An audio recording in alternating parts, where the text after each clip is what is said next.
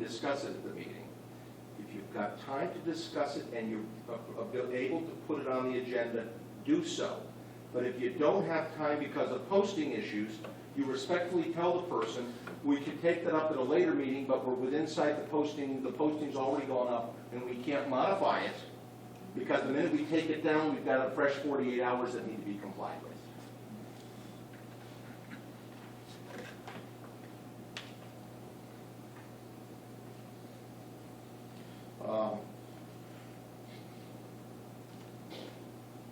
Okay, so now let's move on to, again, we're doing a little bit of a flyover view. I apologize, and I'm happy to come back if people have more questions, but let's move now to where the meetings take place. Okay, the meetings are presumed to take place on public property, usually at the location of the group that is having the meeting. Okay. In the posting, you must identify with precision the location of the meeting, and it must be accessible to the public. And that, when I mean accessible, I don't just mean the door's unlocked. I mean that it's got to be handicap accessible for people who suffer from the ADA, or it's got to be ADA compliant, under the ADA of 1990. Okay. All right. Moving next to briefly a discussion about public session and meeting minutes. Okay. Again, when you do this as long as I have, I've seen all types of meeting minutes. I've seen minutes, I'm joking when I say this, that'll say John coughed. Okay. They're that degree of precision. They're almost verbatim transcriptions. Then I've seen scenarios where people will attempt, to their detriment, to have a meeting for an hour discussing some topic, and there's a one sentence discussed whether or not to replace the sidewalks. Okay, there should be sufficient detail again to discuss to go what was on there.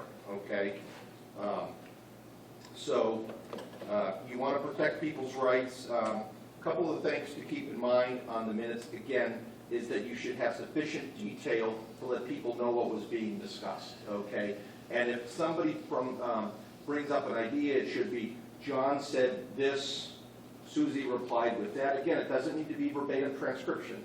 The people who give that much detail, oftentimes that's, I think, more than what the law requires, obviously. You just, again, as between those two, you would err on the side of caution and provide greater detail. Okay. Moving along to the topic that has been applicable tonight with the remote participation issues. We'll briefly discuss that, okay? As I indicated previously, prior to July of 2010, every district attorney had his or her own view of matters involving open meeting law. That notwithstanding, the general consensus among most of the district attorneys was remote participation was a no-no. All right? Because, we didn't have the electronic media that we had. It might be somebody next to an old rotary dial phone calling in from some spot that might be not that protected. So the law has evolved to allow remote participation in certain instances. And there were really two primary things, again, in our brief overview that we need to keep in mind. The first one is the chair, in quotes. The person chairing the meeting must be present physically at the meeting. Second, you must physically have a quorum of the body physically present. So you're envisioning usually remote participation oftentimes by one person is what it often comes up to be. Okay. Now,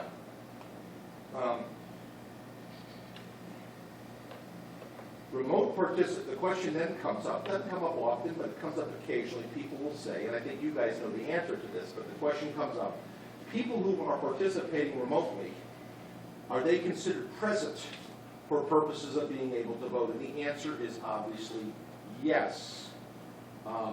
But for them to participate remotely, there are a couple of logistics that one needs to remain mindful of. And the first one is that the person participating remotely must be able to hear every member of the body that is in person there.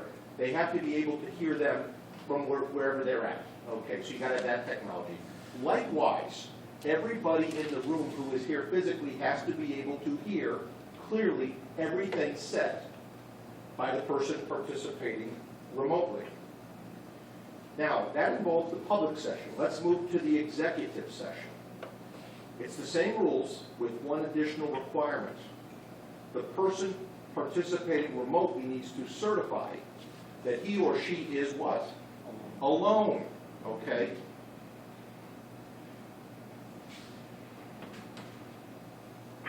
I can hear you. Can you hear me? No, he's mocking my style of talking. No, that's Apparently he can hear you. Yes, thank you, Tom. Thank you. Thank you. Is there anything in there about that the people that are, the person who's remote has to have access to the materials that are before the rest of the body? If he or she's going to participate in voting and acting on things, he or she cannot be hamstrung by not having the materials in advance. So logistically, you're right. If they're going to participate as a person who's present, they have to have the means. Now, again, with GoToMeeting and all of these technologies that exist, they may have access to all that remotely. And that's why the law has evolved for remote participation to keep pace with the times. But yes, the expectation would be they would have all of the same materials at the same time that everybody else would. Actually, he had them before everyone else. Oh, okay.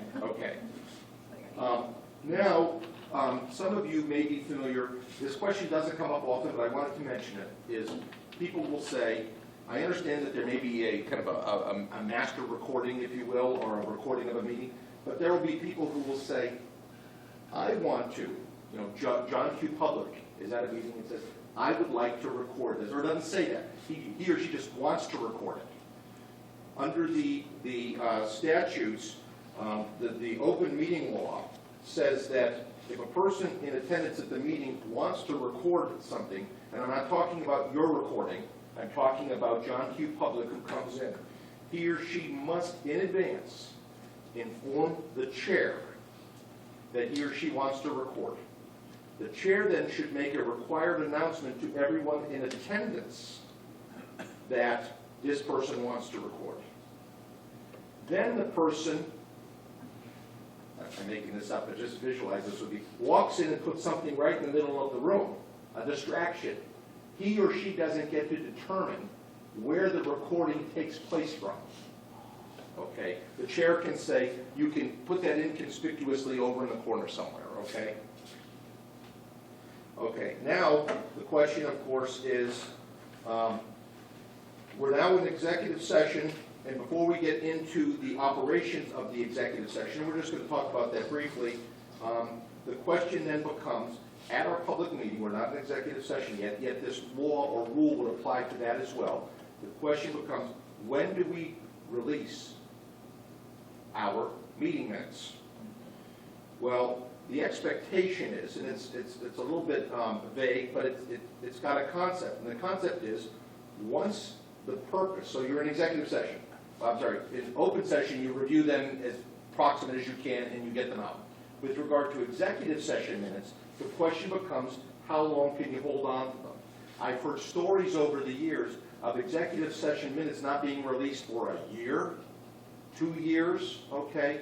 So what is the rule? The rule is that they should be released as soon as the purpose for the exemption has come and gone, right?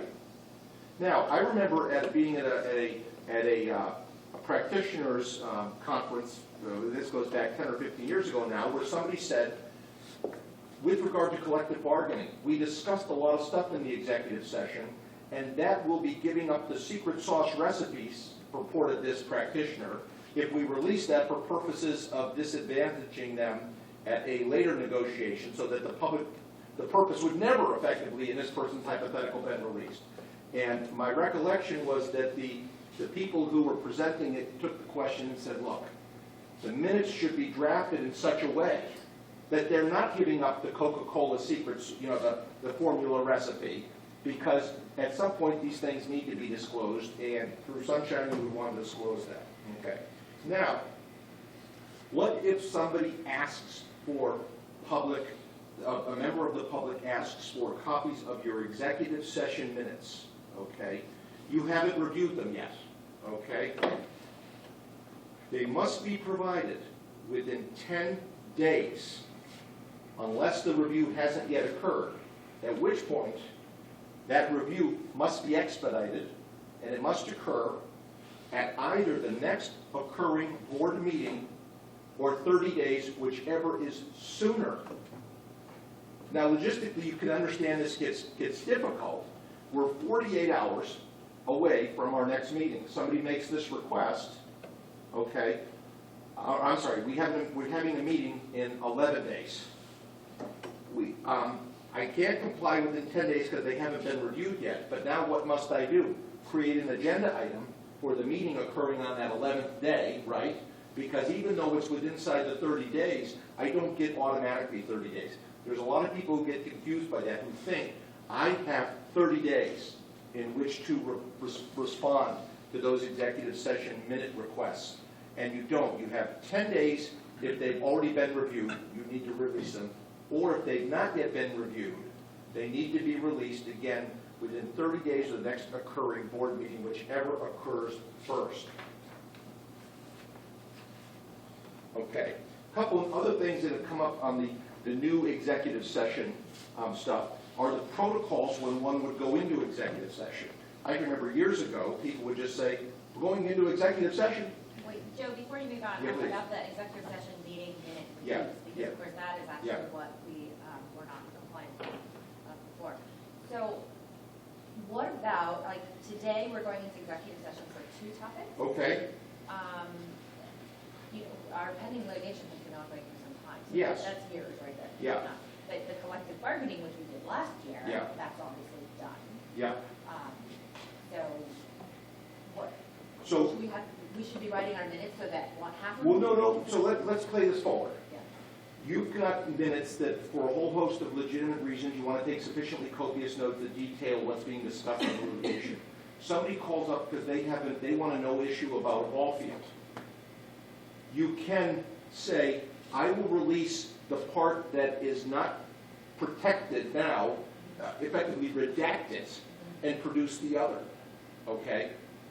So you can still redact. You're producing the minutes, albeit redacted. Does everybody see that? It's the act of producing them that you need to do. Now, again, this is inside baseball, but what if I am that person who says, this looks like a Mad Lib, so much has been redacted. There is a means by which a person could go to the AG's office and through their public records division opine on whether something is or is not appropriately redacted. And again, if I hadn't put you to sleep already, they do an in-camera review where they will decide whether or not something should or should not yet be disclosed.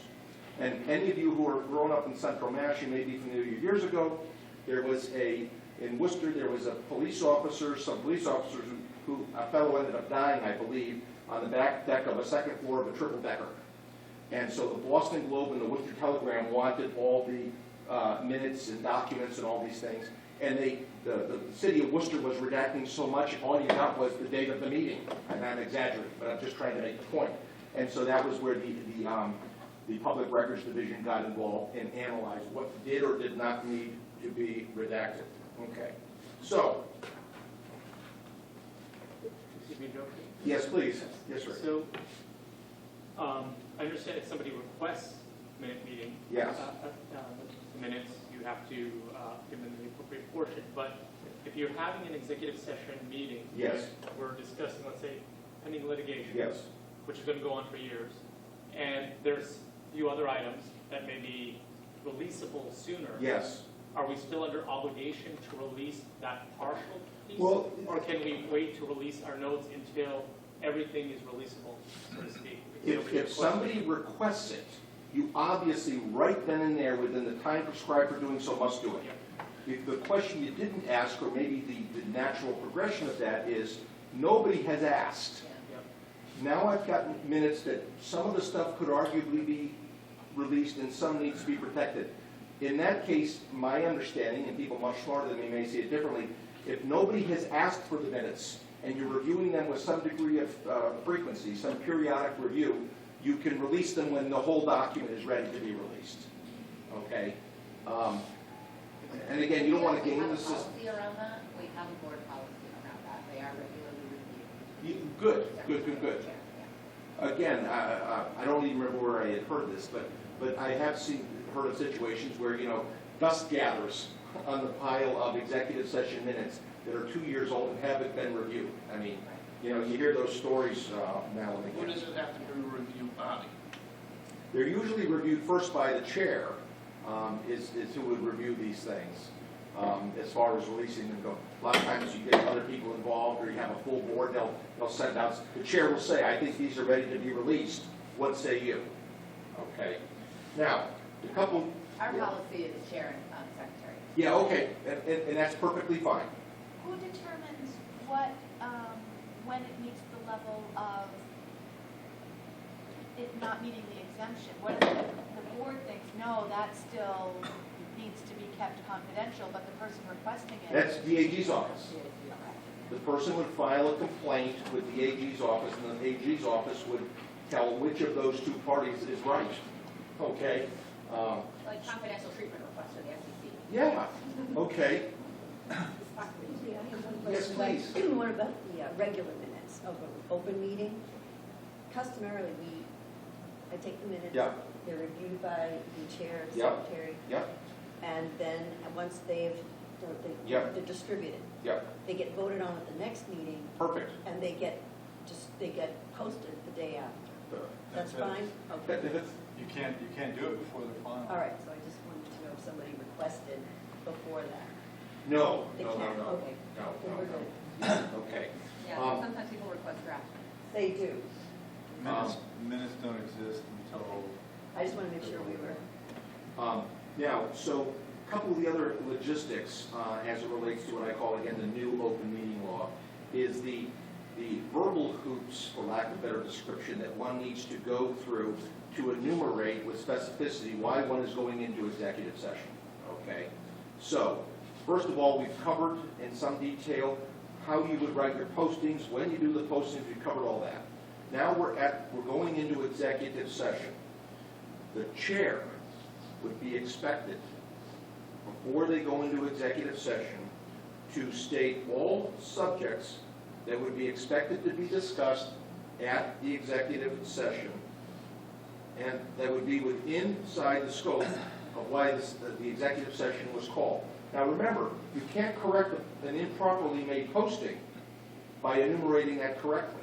Those two things should mirror each other. There should be sufficient specificity in the posting, and then that should be also enumerated at the meeting, okay? Now, before one goes into executive session, the expectation is that there would be a roll call vote to vote to go into executive session. Most people don't have any problem with that, and they comply. Okay? They must still state, just as they did under the old open meeting law, whether or not they will be returning to open session. Obviously, I'm not going to sit in the gallery for an hour while you're in executive session if you don't plan to come back to open session, okay? Okay. Now, again, I'm preaching to the choir when I say this, but clearly, you should only be discussing in executive sessions the four corners of what's been enumerated properly on the posting. This is not a, hey, that only took us a half hour, we allotted an hour for that. Anybody else have anything to discuss? Wouldn't apply to you guys, you wouldn't do that. But I caution people just to say that you, again, can only speak to the matters about which the posting was made. Okay.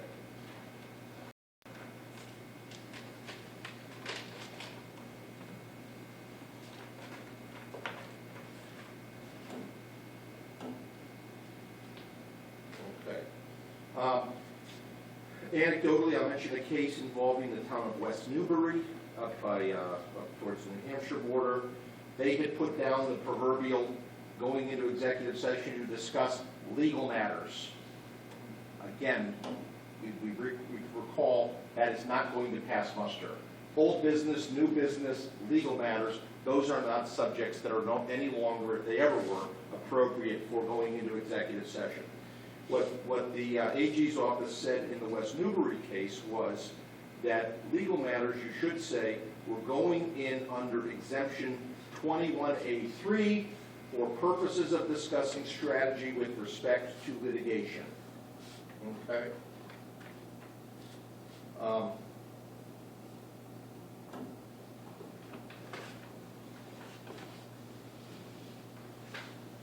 All right. So real quickly now, let's go into some of the, I won't go through all of the nuances. I don't think we're going to discuss safety plans or some of the other exemptions for the open meeting law. I would point out to you, and if you haven't seen it, it's an invaluable guide for folks, but I'll make a pitch right now for the state's open meeting law guide. Most people have seen it, are familiar with it. I call it good bedtime reading, okay? It'll put you right to sleep. But at any rate, that's a good, ready resource. But in that, they walk you through all of the exemptions for which you could go into it. But let's look at first one. To discuss, and I'm quoting, to discuss the reputation, character, physical condition, or mental health, rather than professional competence of an individual, or to discuss the discipline or dismissal of, or complaints or charges brought against a public officer, employee, staff member, or individual. Okay. Again, as I pointed out, you need to give the opportunity to the individual to decide whether or not he or she wants it to be an open session or executive session.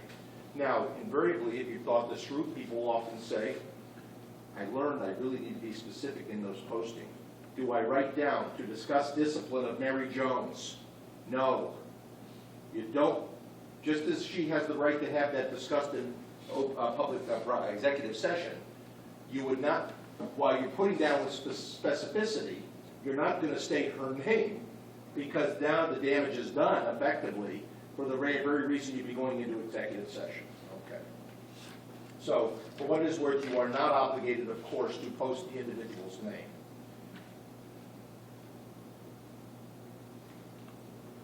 If it's going to be an executive session. If it's going to be an executive session, if it's gonna Mary be an Jones, open session. well then I say discuss the discipline of Mary Jones.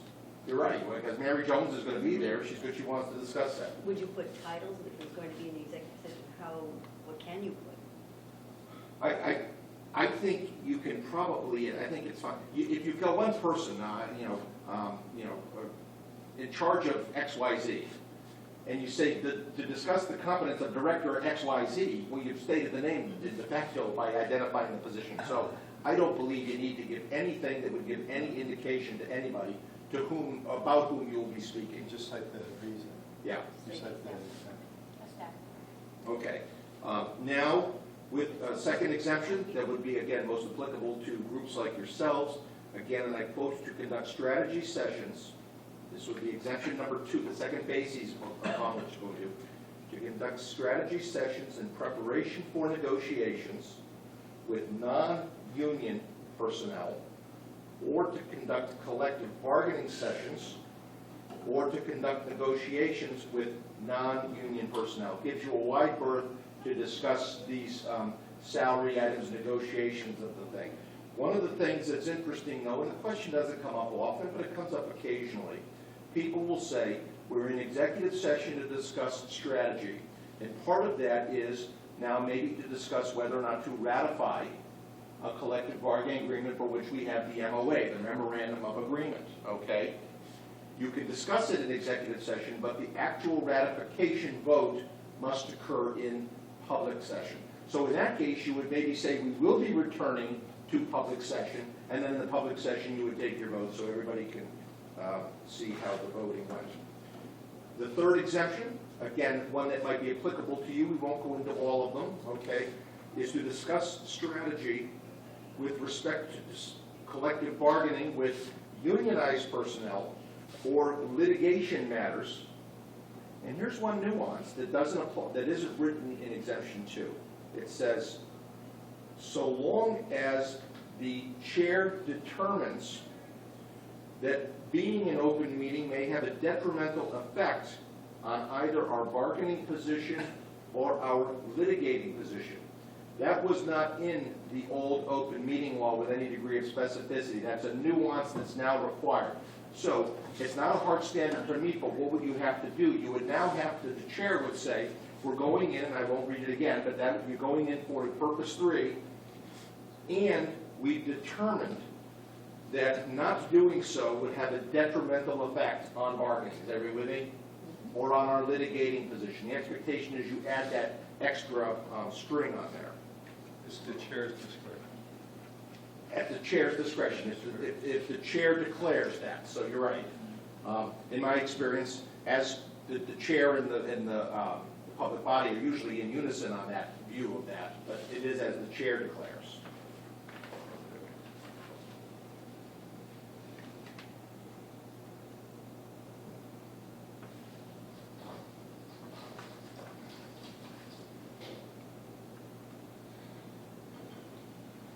Okay, a couple last points I'll make as it relates to meeting minutes, and this would go to executive session or the public session, but let's focus on the executive session. Again, I gave you the illustration that somebody would discuss some matter of importance for an hour, and then there'd be one sentence, discuss matter of importance for an hour, okay? The expectation would be that there would be a summary, and this is what the law requires, a summary of the discussions on each subject,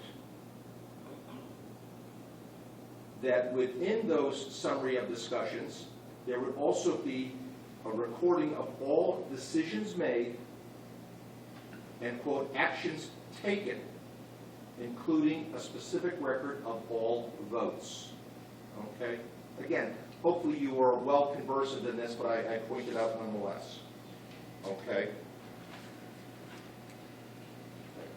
Now, one of the points that I made, but I wanted to remember to bring it up again now if I hadn't already, again, is you need not create the notes, the minutes with such degree of specificity that they're verbatim and that it's as if, John or Susie coughed. As I mentioned previously, you've got to list the action items taken, a summary of the discussion. Again, you're on your own. Use your own best judgment as to what you believe to be a sufficient summary of what was discussed, the action items taken, and the noting of the vote. And of course you want to reflect when the meeting started, where it took place, who was present, who was absent, so that we have a contemporaneous record of all of that.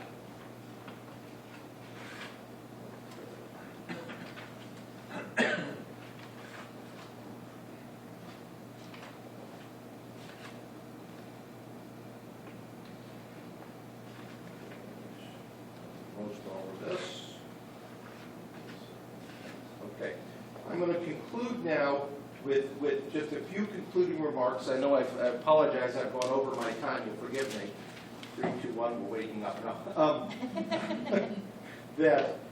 Just a couple mentions that I would make is that, as I mentioned, it's the Attorney General's office that has authority over these things. So people would then say, okay, what if there was a gaffe and the Attorney General becomes involved? What can they do? They can, of course, unring the bell, make people whole. What would that mean? It would be avoiding the action that was taken in violation of the open meeting law. If somebody was disciplined or discharged, they could make the person whole by reinstating them or taking away the discipline.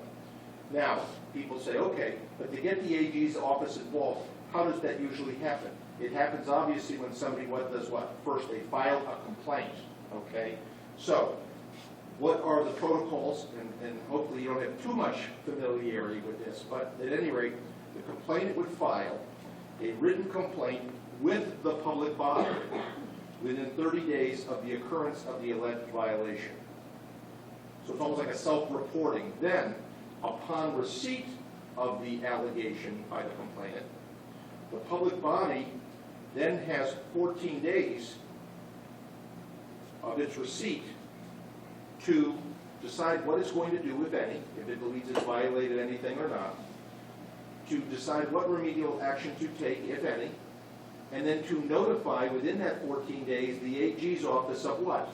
The existence of the complaint and one's opinion on the complaint, i.e. whether remedial action needed to be taken or not. Okay, and if remedial action was taken, that would be what would happen. Okay. Now, what happens is an individual may also, after they have filed the complaint, may file it with the AG's office within 30 days as well and get the AG's involved. Again, we won't get into the particulars of all of the inner workings of how one would go about that, but I just wanted to point out They first would present it to the board, and then the board would, within 14 days, notify the AG's office of the receipt of the complaint and any remedial action to be taken. And let me- Can I ask, Yes, please. I always find this kind of stuff scary. What can happen to me if I break the open meeting law? Can I go to jail? Is it a fine? Do I just get kicked off the board? There are protocols, and I don't want to get into that. This will be on the scope of the presentation today, but there are penalties can be assessed and fines can be levied for intentional violations of the open meeting law, and individuals can be responsible under the open meeting law for those type of violations. But usually it would be an egregious offense. It's not some inadvertent mistake. So what they would do is if they found an intentional violation, that is the AG's office, they could fine somebody up to $1,000. That is not the end of the day, though. If the individual says they've got it all wrong, it was not intentional, or better yet, I didn't do anything wrong, they've got the wrong person, there is a protocol, which I won't bore you with, by which you can appeal that up. It's not a foredrawn fait accompli. But as a practical matter, if you're acting in good faith within the scope of the charge of your board, I don't think you have anything to worry about. It's those people, we call these the sunshine laws. It's the people who are trying to do subterfuge and do things to obfuscate that would be the very people that the state is trying to address. And with that, I appreciate you all, very much appreciate you all listening in on my remarks tonight. I wish you all a very, very happy holiday, and thank you for allowing me to speak today. Thank you.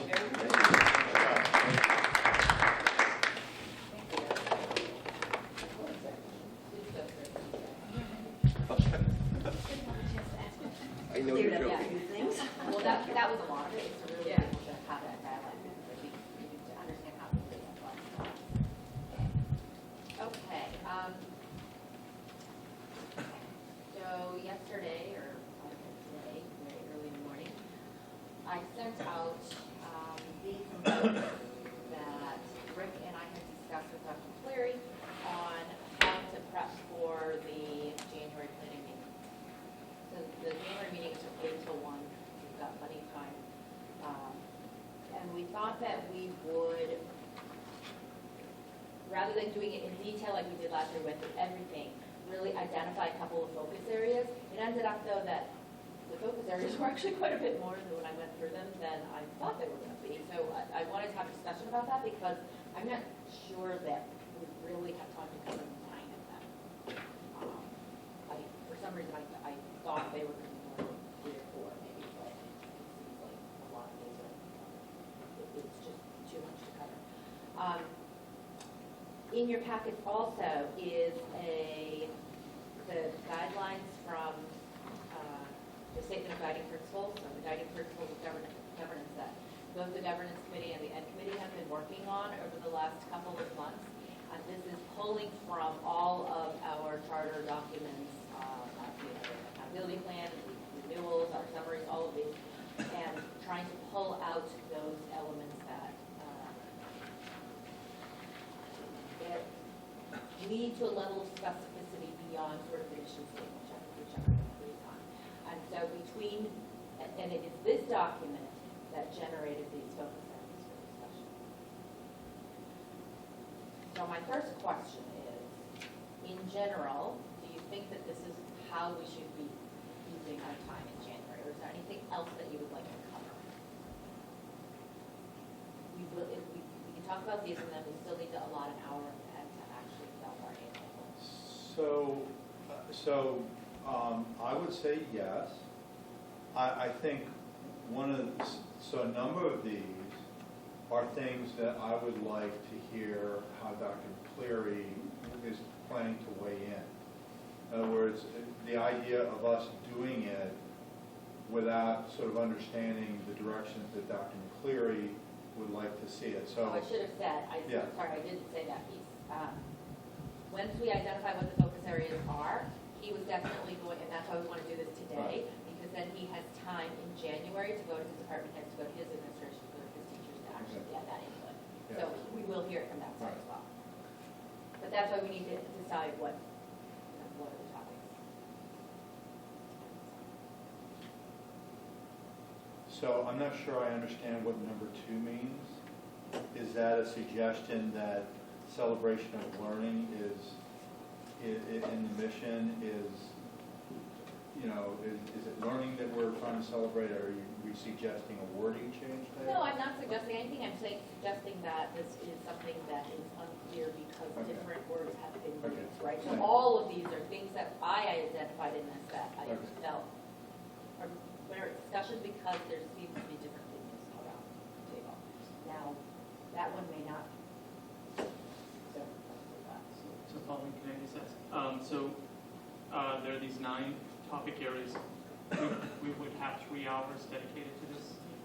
So that's 180 minutes. So we actually do have about 20 minutes per topic. It is possible if we time box each topic to 20 minutes to cover them all. I'm just throwing that factoid out. Yeah, I mean, some of these For may be shorter. point, so it may be possible to cover them all. And I would agree with Rick to the extent that in some cases, the discussion may begin and go its course, and in other cases, the discussion may be, while this is a rich topic, that we want to continue the discussion on or something. So, I so mean, this there's certainly one thing we talked about was that Ed Committee would delve into some of these in more detail, right? Right. And so the question, do we want to talk about it generally in January, or do we want to defer that to a later date and allow it to really look at some of these? Like linear versus spiral questions, for Right. example, right? That came up in government. And that's one of the reasons why I brought up what I did, because I think on the Education Committee, I'm aware of the desire for the Education Committee to discuss these things, but also Dr. McCleary's desire to consider these things at some length, Yeah. and obviously, be able to work with the faculty to get their perspectives with Dr. Curry and Mr. Khan to get their perspective and so forth.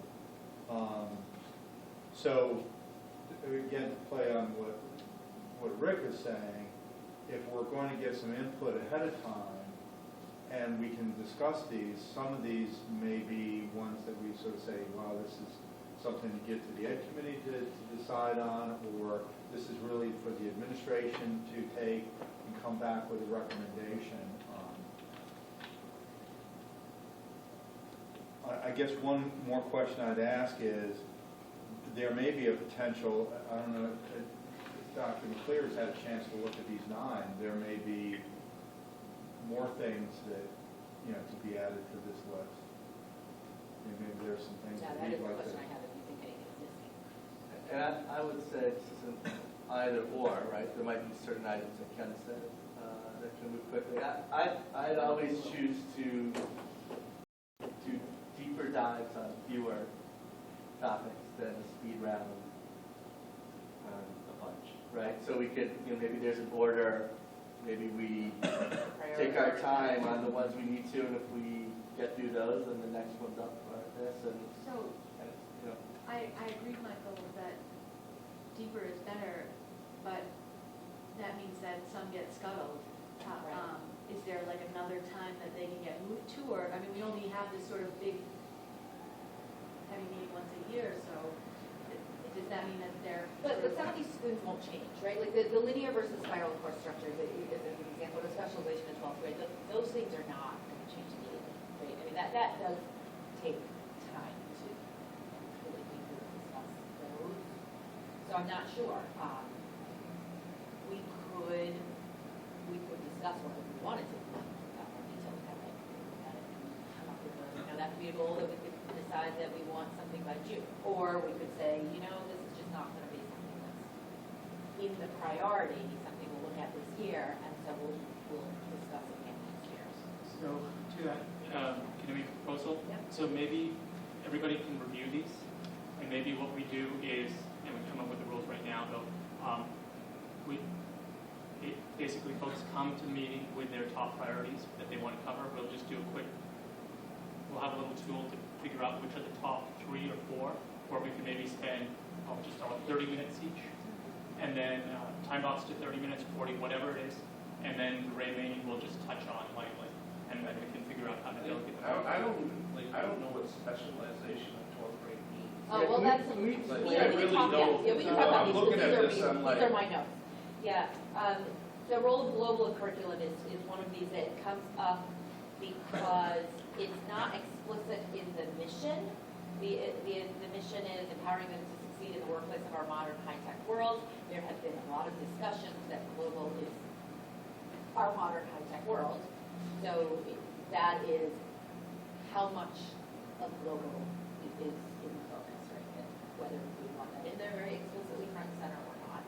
So that's number 1. Number 2, I think, is a nomenclature distinction that that comes up. What is the most important of these 3 words? Is it the content knowledge, like just knowing it? Is it achievement? Just there's more than just knowing it, but you can demonstrate that one knows it. Or is it the process, the learning process, right? So yeah, which of these are more important? Curriculum development versus instructional delivery. That is a shift of the focus for a lot of teachers very early on in the school's development was curriculum development. They were completely writing new curriculums in most cases. Over 10 years, the curriculum is set. We do still want innovation. We do want new curriculums in new areas. But how much time is spent on that or priority spent on that versus now thinking about having teachers be really good teachers and learn how to teach to a lot. It becomes more delivery of the curriculum rather than development of the curriculum. And this issue might get into other forms of delivery, which might get into the use of technology or alternative learning. Instructional delivery. Right. How are you giving the Right. curriculum? We're not talking about changing the curriculum. Right. Financial priority at academic versus all programs. There's language somewhere in one of the documents that says the financial priority is the board's responsibility is on academic programs. And you have questions about other programs. Not on foreign languages is just a very general topic in there. We're way off from what we were in the original charter definition where we have like 7 languages. And one of the, it comes up every couple of years. I mean, certainly even before I was on the board, I heard discussions of why doesn't the school offer Mandarin? Why doesn't the school offer Russian? Things like that. We've been talking about it in Yeah, so, I mean, so there that's just one of the there are issues here, because our charter says, that we're gonna do one thing and we're not doing Right, we're not that. doing, and there's reasons why, there's a Right. decisions, but that's just what it is. And this was my language to say exposure versus fluency, because that seems to be what I hear most regularly. What is the purpose? Are they supposed to, are their students supposed to leave in 12th grade fluent in language, or you're just trying to give them a sense of that? If innovation is more a discussion of innovation, the word, that's a nomenclature issue, like what is innovation, how much do we want the school to be innovating, and how? If there's innovation, for example, perhaps it should be hypothesis-driven, this is the discussion, as opposed to just innovating for innovation's sake. What does that mean, hypothesis driven? Why is there a change being made? If you're going to do an experiment, the flipped classroom is a perfect example, right? Why, presumably flipped classrooms is being tried because there should be better outcomes for students. But then what are those outcomes? And how do you measure that? How do you know at the end of the day if it's working? After 3 or 4 years, is it working or not working?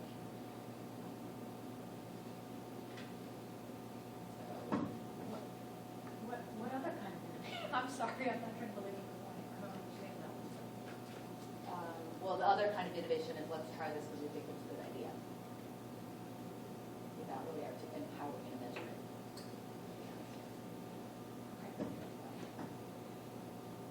So, yeah.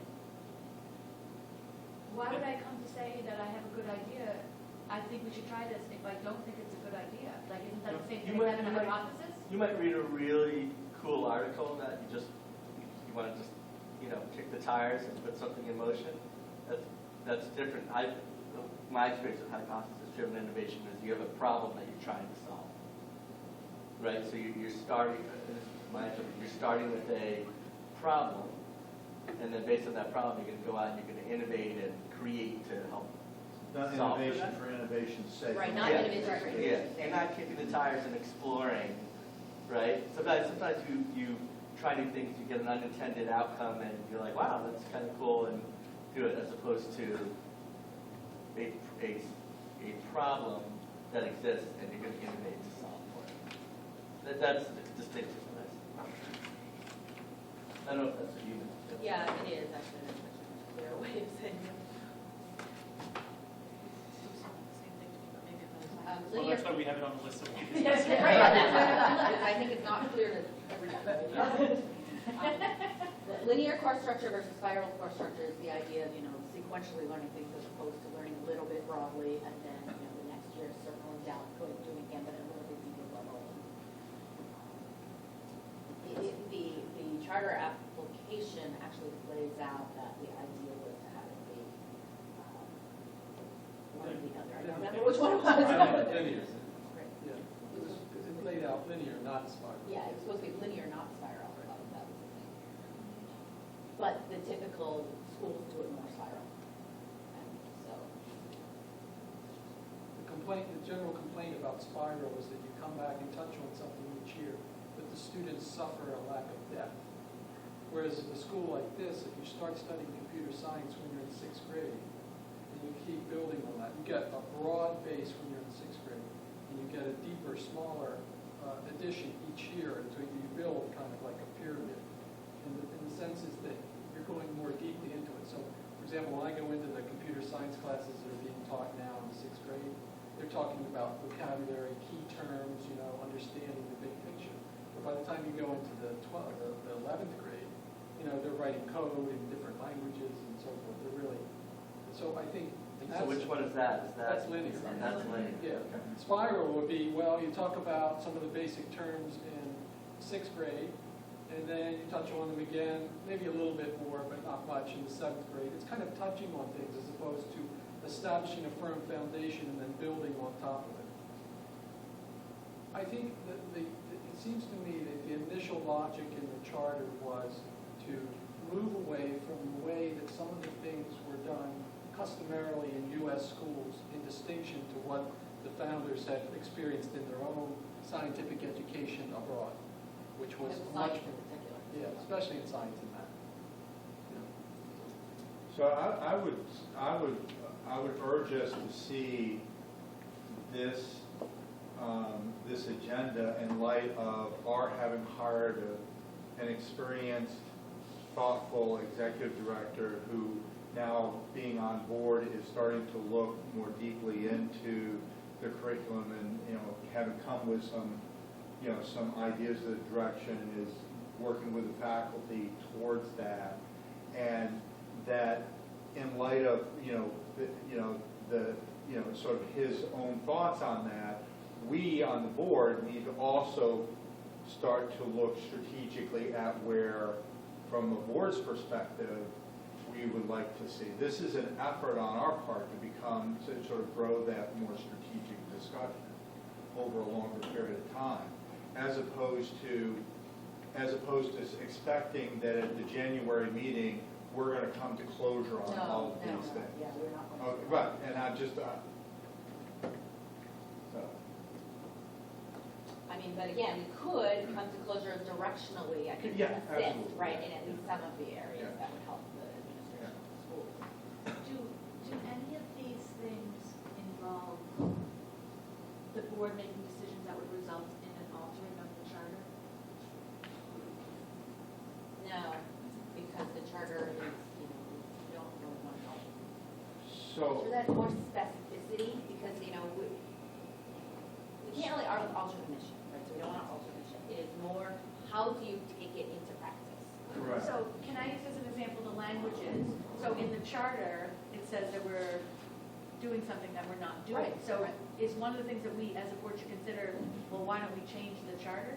We don't need to change the charter at that level of detail. Right. That's not something that they. So we don't, so I think what Chris and I were trying to do in this document is start to get at that, not so much changing the charter, but articulating in a very purposeful way the decisions that we're making and the directions that things are going, so that instead of just sort of saying, I mean, to Pauline's point, this foreign language thing to come up every few years, that let's explicitly say, at this point, we've made a decision on languages because of resources, because of constraints, et cetera. These are the ones we're going to do, and this is how we're implementing the charter. We're not going to change the charter, but we are articulating an implementation. Okay. There's things in the charter application that we're nowhere near following and that we wouldn't because they're just very specific to nothing of the school. But it is the idea of being able to come up with a document that has a little bit more specificity to guide what's happening in the school. Yeah, I like that a lot. I think sometimes teachers do will amongst themselves. I think there's still confusion what the difference between the charter and the charter application. Exactly. No, I think those questions keep coming up, so something Exactly, like they this, keep coming up over and over. that clarifies sort of, Yeah, great. So, we can sort of get down to one or two big documents that more succinctly articulates where we feel we It's want not to be. going to be one It's page. not just something that, well, currently it's Well, three It's pages. two- But I We're think aiming for two. having something that says, this is why this is happening. Yeah. It's not something we've let slip or we've let Correct. slide, Yeah, and we just have no idea that it's Decide, dire. exactly, we're actively Well- deciding. Right. And it may Oh, also, Mandarin, I forgot about that. You know what I mean? Like, I think there's sort of, I don't think that has been what happens, but I think there's sort of a There's perception a that. perception, yes, there's a certain. and it may also provide a basis for discussion among the board members at, what the board thinks, as well as between the board and the administration in terms of, Dr. McClure saying, this is what I'm trying to implement, and yeah, this is how this fits in. Yeah, I think that'd be very helpful. But it's really come up with these guiding principles, right, that the school would then implement. Like, Right. figure out how that, what does that translate into if we agree, whether it's important or not, isn't important. And I would like to note for the record that what Chris offered up to the governance committee has been forwarded here is really, I think he terms his notes for discussion, and that's literally the level where we are. It Yeah. says draft on Right, that. right, This draft. is not a draft. No, This is- exactly, it's not a draft, it was a collection, and he made that very clear Right, with wow. governance, right, that this is. I'm looking at the big draft there. Right. so- It says draft for draft, but it's overlaid. No, I understand. I just was clarifying. These are just discussion points, like Right. literally, they got pulled out of various documents Right. Yeah. for whatever reason. So to that, I'd like to recommend again, people can make, that perhaps offline, prior to the meeting, everybody stack ranks them. I'm assuming there hopefully will be consensus, and maybe, I don't know, maybe top 4, top 5, we spend, to your point, we spend more time on those, maybe 30 minutes. I don't know what the right number is. And then the remainder of time we spend on the others, at least touching on them, so we can then delegate maybe further discussion in a follow-up meeting or committee. I really would like to hear what Dr. McCleary has to say on these, because he may, I feel like I'm talking with you in the room, so, he may have, some thoughts in this area that sort of clarify for us, and so we're like, yeah, okay, great, we don't have to spend a whole lot of time on that. And on the other hand, he may say, something, this is a tough nut to crack, and we really need to sort of discuss this, this issue here, and that might determine, at least in my mind, how I would spend the time. So how about this? What if we do a stack ranking? Dr. McClure can review it prior to the meeting. And if there's discrepancy between areas you believe we should focus on and what we rank, we can highlight those at the beginning of the meeting and then adjust the ordering. I'm good with that, yeah.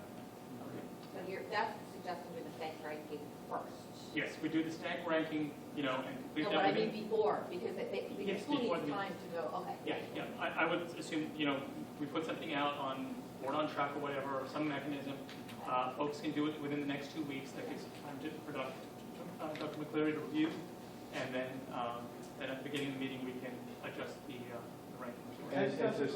And to Scott's point, could we perhaps maybe get a couple of lines on each one of these as to, to make sure that we're voting with a common language? Actually, I don't want to Can I answer just that. ask one more question, because Ken, I like your point. And so I guess I'm curious, like, I think it's more interesting to me, like, so let me ask you the following question. So option one is, we do the stack ranking, and the idea is that that somehow informs Dr. McCleary's decision about areas of focus, right? Because you said we'd be gathering the stack rank, and that would be handed to Dr. McCleary, who then would evaluate it and stuff like that. But I thought, I'm drawn to the opposite piece, which is if Dr. McCleary were to come back and say, these are some of the things I want to talk to you about, these are some things I want some input on. If he comes back with a list of saying, these are things 5 things I want input on, then I'd want to say, okay, what are the things that we can't do them all, so what are the things that I may have an opinion on? Well, I just like the idea of starting with, we might do them all, but spend more time on those ones that he's wanting more. okay, so maybe it's chicken and egg. I like the idea. We all want to know what you think. Yeah, so like what you're saying, like you were talking about linear versus spiral. Yeah. I mean, you know might what think you it should be linear. Like, why should we spend time on it? And would it matter to you if we also want to talk about it? Like, I try to figure out if it's important to you to hear from us, or should we just hear from you to start? Well, I'd be happy to put down what I think is important, having looked at the charter and having seen what happens at the school, Yeah. at least for a little while. On the linear spiral, my sense would be, based on what I read in the charter and based on what I've observed at the school, that at this point, I tend to favor linear. But, that's... Well, so that's what I would like to hear, and if there's a 10, 11, or 12 that you think are missing from the list, I'd like to hear that as well, and then that might guide sort of, here are the top 5, and let's start with those, and then, sort of get down through. So. My proposal on this is start with Dr. McCleary's list, and then give us a chance to react to that. And if I see something that's bottom of the list that I'm very passionate about, that I can somehow have the vehicle to weigh in and see if everybody else is doing that, then maybe it gets bumped up. But if Dr. McCleary comes out with that list, that's the list that I'm going to want to follow. And I don't know if we need to go through that exercise until we see the list and decide, like, how come we're not talking about it. Yeah, I think that's true. I mean, because we didn't get special vision at 12th grade, but that's something, for example, that is in the charter application that people finish their core curriculum between 6 to 11, and in the 12th grade, they specialize in either math, humanities, and biotechnology. Yeah, math and technology, we have 3 things. And we talked about this last year a little bit about a senior capstone project, right? A senior capstone project is sort of taking that specialization in 12th grade further. We don't have very good stuff it may not be. My only input on that is just a little bit of understanding I have of the past years that there was a decision made at some point involving advanced placement that had a strong bearing on that capstone element, because I think there was an idea from the founders that the capstone was something that they valued in their own education, but in America, the tradition of the APs and how they connect with the university study really took precedence at some point, because people said, well, this may be in theory something that sounds good, and I think it does sound good. But my understanding is we've kind of settled for sort of a hybrid now, where I know there's some research projects that take place in some depth at the scientific, in chemistry, for example, biology, which they showcase in the spring. And so that's that's a project, a drawn-out, scientific, in-depth project. But I don't believe every senior is involved in a capstone project. Many of them take a large number of AP. No, actually, So, every senior does have to do a senior paper, and it's actually a separate grade on their report card their senior year, and I think it counts for like a 25% something or other. It's like a separate course, so everybody does still do that. Is that considered, is that what they had in mind with the capstone project? No, it's a little different than how they had it in mind. Internally, we have, those of us who teach seniors have acknowledged that this needs a little bit of tweaking. We've tried different formulas and then, you know, the English teachers are like, they're all writing a research paper in English, and that's not sort of what it should be, and it puts the burden on the English department. So there's some work that could be done in that senior paper, but every senior does still do a major research paper their senior year. so if I could just, I think I think this is what we want to discuss Yeah. during the meeting. So back to kind of process of how do we want to prepare for the meeting. I'm fine with going with any proposal. I just throw one out so to get this discussion going. What do folks feel we should do? So basically, Dr. McCleary come up with the prioritized list of items where you want to focus on. To your point, Mike, if any of us have some strong feelings about other ones, we can bring that up at the beginning of the meeting, potentially reorder and the sequence, and then go with that. That's gotta be my proposal, that we get the list in advance, and we open the meeting with a quick discussion to confirm that we Yep. spend, 15 minutes to make sure that that list works. Great idea, Mike. Does that sound good? Anyone have any objections? I love that. That's the No, I love process. that idea. That's going to be the process. The only other one that I would, back to this list here, Yep. which I'm thinking, Dr. McCleary, you might think of using this hopefully as a bit of a reference, was the one we spent quite a bit of time in governance talking about, which Rick, you had offered up, which was college career readiness. And so that whole topic around, are we preparing our students here at AMSA to be successful not only in college, but then after that in their careers, and then tying that back to AMSA after they graduate to say, oh, these students have gone on to these various positions in life, and we thought about themes that could even impact our fundraising, because now we've got folks who are alumni of AMSA who have gone off to do these wonderful things. So somehow that piece of it we thought was really important, and we said, boy, that's a good one to discuss at I like that. strategic offsite. No, you're right, that was added on, and I missed it, so I was looking at this document. I didn't have it in there. Yeah, so that would be, one food Yeah, for college thought as career. you come up with your list. I just want to make sure that all the wonderful things you said about the executive director are getting recorded. Ken said. Remember, the minutes are supposed to be in sufficient detail. I'd like to get credit for Ken's idea. I think you did. The other thing we talked about was that we did think it was very useful when people buddied up and went through this, and there's a little bit more accountability, and we're just more prepared. And so perhaps using the same sort of concept, looking through it sort of with the eye of these focus areas in particular, and maybe hopefully what we can get from Dr. McCleary at the beginning of January is his priority list of 4 or 5. And then if these groups can then go through their sections and look at those items. So that would be another recommendation. So I see on the note at the bottom that Melissa and Roger are being replaced with Ken and Liz. Is that a 1-to-1? So where mine says Melissa and Jessica, it's now Melissa and Liz? Well, that's what we're going to discuss. Oh, okay. I'm always jumping the gun. Yeah, that's what we're going to discuss. Because Can I just get one clarification? I thought I just heard you say that Dr. McCleary was going to talk about the top 5, or is he going to talk about that entire list in terms of sort of from 1 to N, detail what he thinks on each one of them? Because that's very different. Doing top 5 or some whatever 5, 4, 3, whatever Right. the subset is, and then I don't want to, there's a list of 9 that I thought was a thoughtful list. I'd like to hear on all 9, So you would like to- any other ones. And there's certainly a prioritization, but, I'd like to hear him, hear his perspective on each of those, not just the top. so it's actually 4. 10, right? Because you're going to add college Right. and career readiness. Fine, yeah. So Joe, does that make sense for you to prioritize the 10? Okay. And then what we'll do is we'll spend time on individual topics. Right. If we look at the buddy lists, so the question question is where to put Ken and Liz, and whether we need to move any of these around. So, I'll just note for the record, Melissa still is part of the education committee, so I think I'm going to delegate.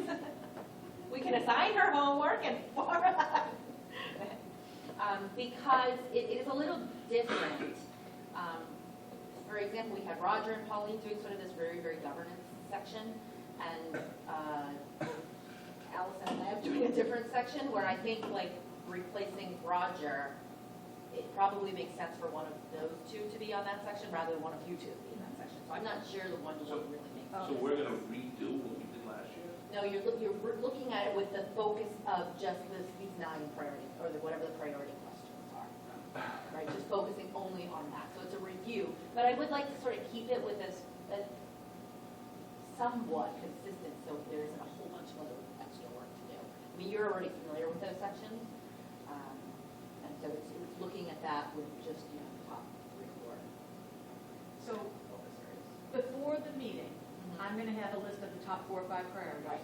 And I'm gonna review this, whatever my Your homework partner. session is, with those 4 in mind, like how this section relates to those? Yeah. Okay.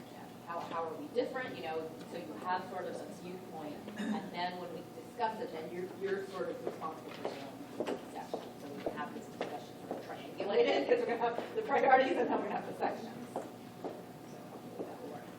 So Ken and Liz, are there particular, I mean, I know you don't move these sections of the charter application, but So I'd like to, I want to work on the curriculum one, obviously. I think that does make the most sense, given that you're chair of the. He just wants to hang out with me. Well, that's it too, but. No, but I know, that was one I thought it did make sense for you, that you were. Talking about number 3. The curriculum. And development, curriculum development. Where Melissa and Jack. Where Melissa and Jeff, and- he's gonna do. Section 11B. Yeah. You can list Jessica 5 to first. 14. Jess is going to Jess be and the Ken. senior senator. Ken comes first on that. So I would, and then I would suggest that either Allison or Ed move to this sort of the governance section. Well, that's what I was just saying, so we're both on governance. Right. Maybe it's just a swap in sections. Allison and I go to section. Yeah, you can do that too, yeah, that's completely fine. My works is both on governance. Okay. Yep. You can swap, so you and Allison do that, the 25 to 33. Right. Which leaves me and Liz to do the assessment school characters and special ed. Yep. Liz, does that make sense?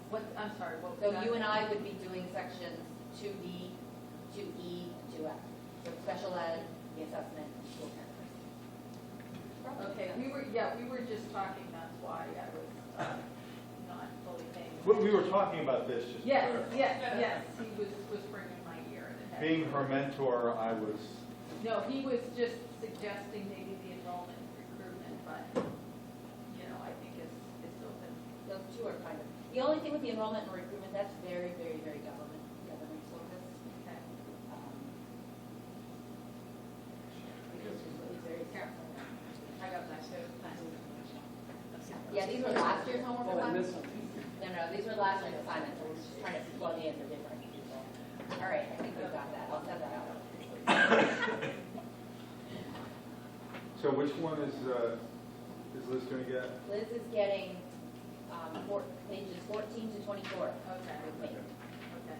Assessment, tool characters, and special ed.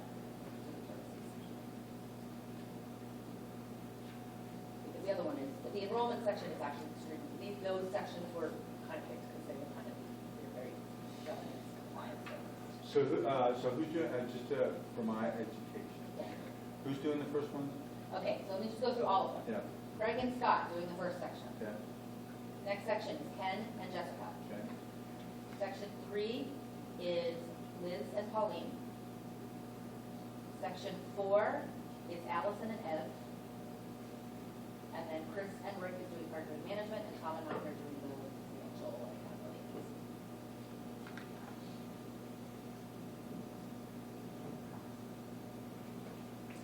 And so hopefully we will get a list from Dr. McCleary first or second week in January, so that there will be time to schedule a half-hour call for everybody to go through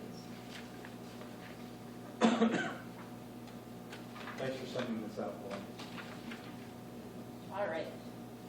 Oh, just as another point, there have been, we have one and maybe two people that we may invite to be part of this session, because one of the things that we don't have, we haven't had success in recruiting higher education people onto the board, and a lot of that is because of their schedules. They travel a lot, and they haven't been able to go to it, but they're very interested in more of these strategic curriculum issues, and so there's at least one person who's invited to join us to help to inform the discussion. And so actually, I wanted to open that up. If you know of other people, I would like to have a few more just to partake in this. And what would the qualifications be in your mind?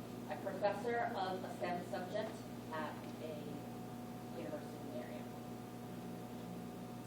Is the goal in inviting them to this perhaps to eventually vet them as a potential board member, or is it No, just for not this one really. thing? It's really just for this one thing. It's really just for this one thing. It's a subject matter expertise because, this is sort of where our kids go after, right?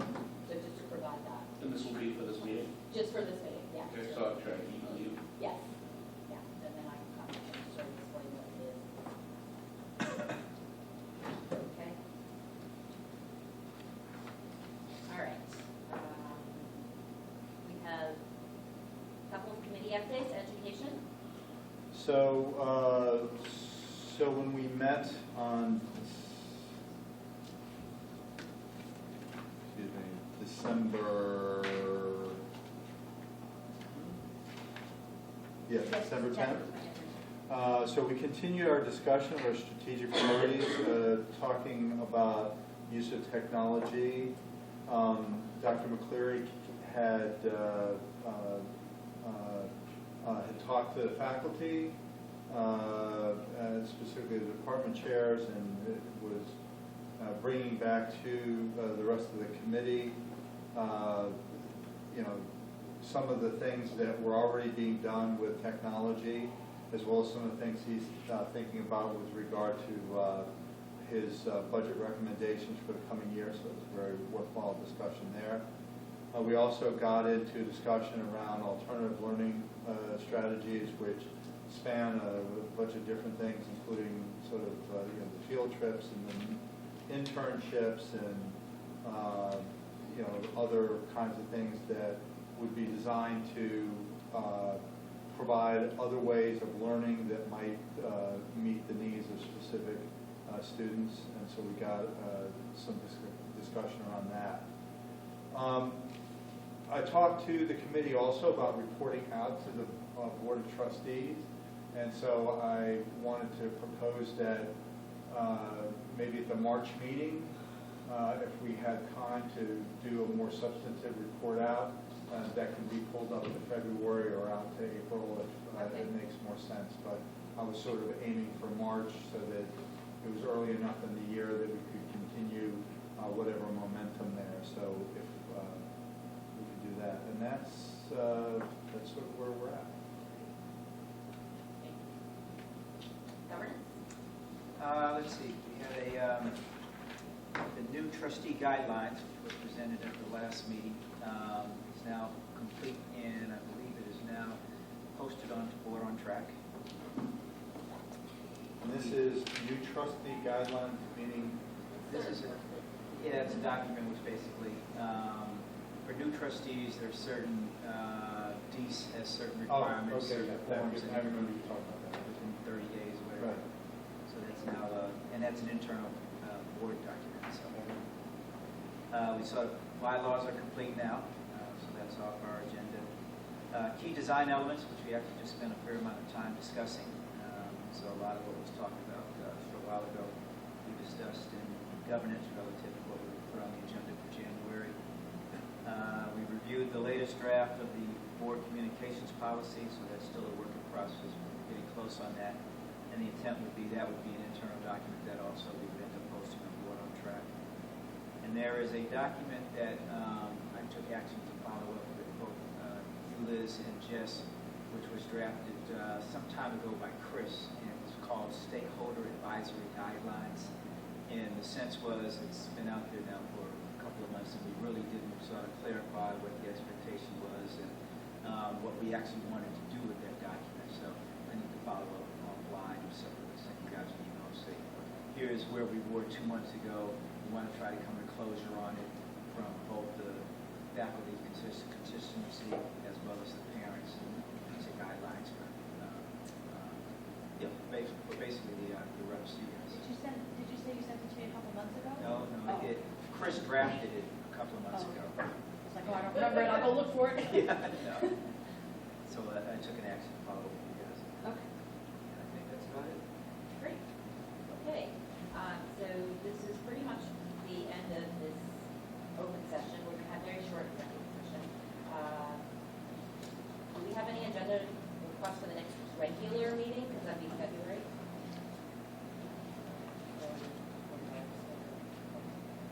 I heard a agenda request for March, so I'll look at it. Well, so again, it could be Yeah, February, or April, yeah.